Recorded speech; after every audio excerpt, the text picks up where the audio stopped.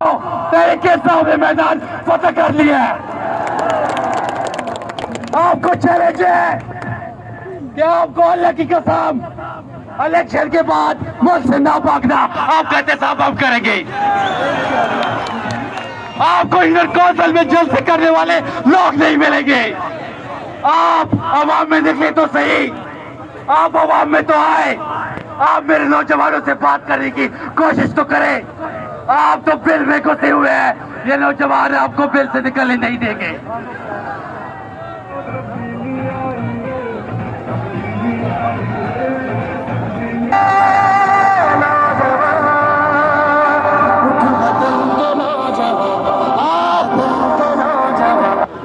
आपकी हैसियत सबको पता है। आप 10 साल पहले क्या करते थे, क्या करते थे, क्या करते थे?